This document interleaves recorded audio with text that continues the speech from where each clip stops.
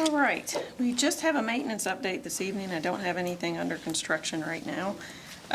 We've been boom axing Cove Creek and Big Ridge. We're also working countywide to daylight signs. With all of the rain that we've had, we've had a lot of growth that's covered up a lot of our signs. We completed the plant mix on Route 606, Airport Road. Been cleaning inlets and outlets of pipes countywide on secondaries. Completed the construction of a temporary entrance for Route 710. We've also been picking up countywide brush and trees from storm damage. We're also patching potholes countywide. We've got a new demo tool that we're trying out for guardrail mowing and been using it around exit 16 and down Valley Ridge Road to the dead end of the school and also down 696. We have started our second round of secondary mowing. We have a contractor that's out mowing the primaries. The interstate mowing is going to start later on this month. And we're making progress on the interstate lights at exit 16A and B. We still have some that are out. Any questions that the board has? Members? Thank you guys for taking care of that intervale for me. Please let them know. I certainly will. I want to say that I drove down 220 the other day, just north of the Honda dealer there, and I saw the shell thing that Matt brings up all the time, but it looked like it was in pretty good shape. That was Sunday. He hadn't had one in his car yet. I wasn't at the last meeting, so you mentioned the 610. Is that temporary road that y'all put in up there? 710. Yes, that's up there right across, right beside the interstate ramp. I've been driving by and watching it go. It's awful tempting to leave that there and just forget the bridge. We can't. We got special permission from FHWA because it's non-standard. It's actually in the limited access right-of-way of the interstate. So we got permission to have access there temporarily until the bridge is replaced. Please don't leave it. It's well built. Give them that. I saw it. It's well done. It has to accommodate some construction vehicles too, so. What people don't like. But y'all are in the process of getting ready to start the bridge? Yes, they have to, they'll start by demoing the old bridge, and then there's a lot of seat work that has to be done on the abutments. And I think the other bridge comes in late this month, and it has to be assembled and then set, so. So you're going to stay in the same footprint? Yes, yes.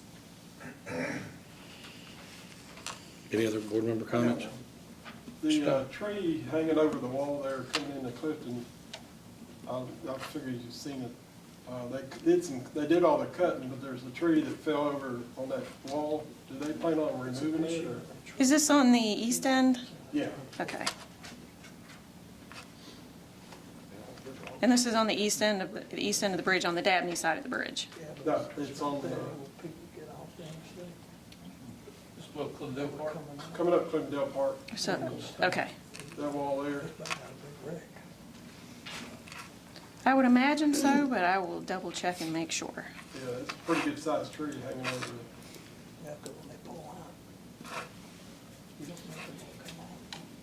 Yeah. I can see that. If you're looking at trees in the wall on the west end, coming into Clifton, you know, there's two faces to the wall before you get up to the old hospital. There's a lot of 10-foot trees that are on the upper portion there. I don't know how long you're going to let them grow up there. Those are actually in the, they're in the town limits. That would be In the outside town of the area limits? that we would maintain, yes.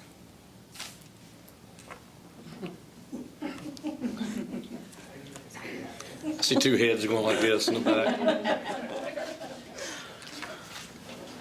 Any other comments, Ms. Scott? Good solid, Jeff. Yeah, I have a couple.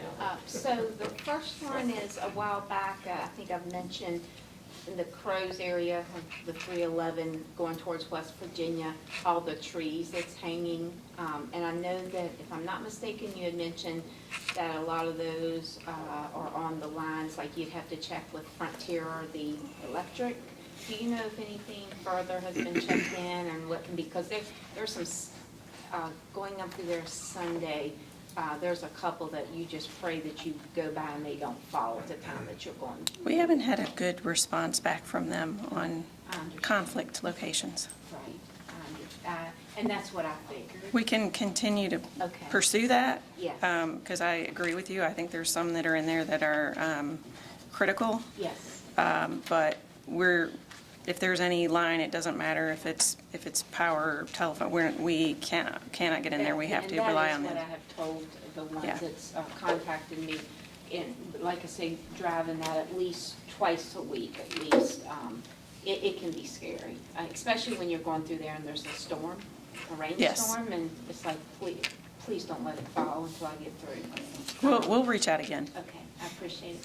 The second one was actually right before you get to my house. I came up, it's probably been a couple weeks ago now, and I saw flashers and everything going on, and there's a culvert that goes underneath the road there, and it's right up the corner of one of our pieces of property.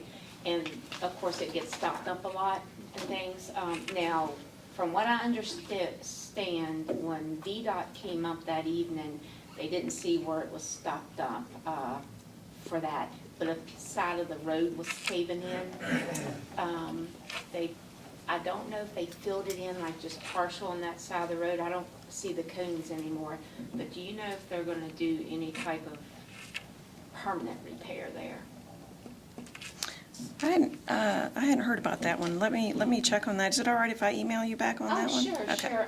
My son, actually, how it happened was, he was mowing the grass outside of the fence that, right there before you, on the road. And so he said he just went, made a U-turn and was coming up there, and all of a sudden, he said he noticed that our lawnmower sort of went like this, and so he backed up, and that piece of road just sort of caved in. And then we had a couple of the neighbors stopped, but VDOT came, and they responded within a very reasonable time, and the gentleman did tell Josh that there was definitely an issue, but that's all we knew. So, Okay. and it's right also before a new driveway's went in across that road, so we didn't know if maybe that caused the road there to fluctuate and, This cause isn't that. beside a piece of guardrail, is it? Okay.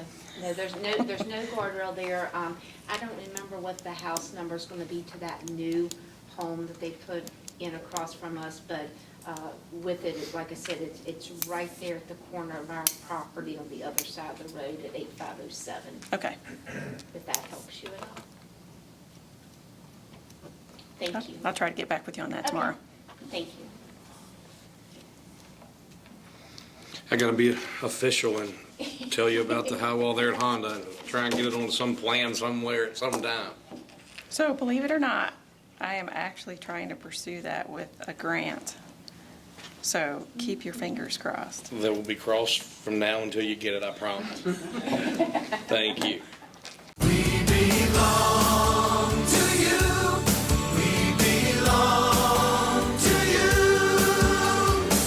Want a car loan with a little get up and go? Our credit union offers quick loan approvals and great rates.